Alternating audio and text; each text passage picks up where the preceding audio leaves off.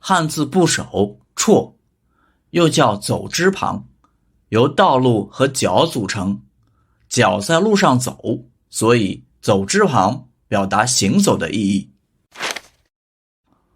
过，繁体过字中的绰表示意义，郭表示字音，简体写作过。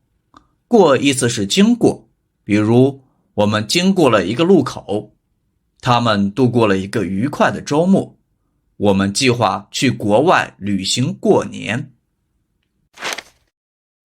连，连字像人拉车在路上行进，连字本意是人拉的车，引申意义是连接、连续，比如这座桥连接了河两岸，他们连续几天没有休息，我们连忙赶回家。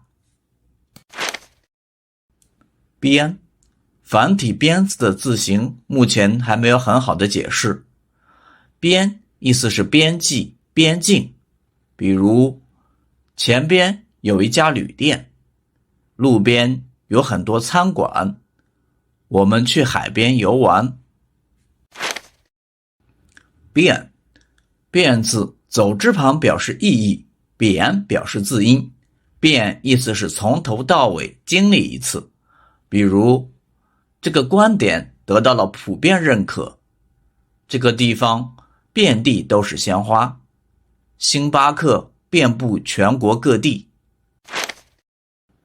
远，远字走之旁表示意义，远或远表示字音，远的意思是遥远、远处，比如远处有个村庄，一位来自远方的朋友，有些事我们永远忘不掉。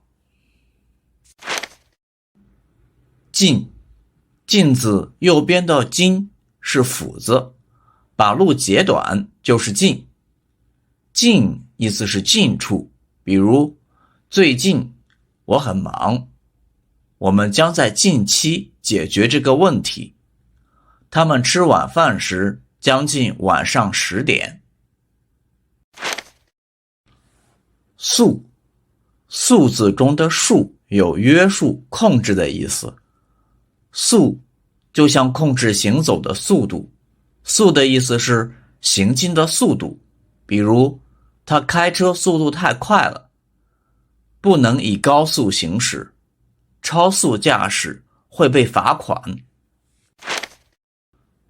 迎，迎字走之旁表示行走，仰向两个人见面，迎的意思就是前往迎接，比如他向我们表示欢迎，所有人都在准备迎接新年的到来，这个城市迎来了旅游黄金周。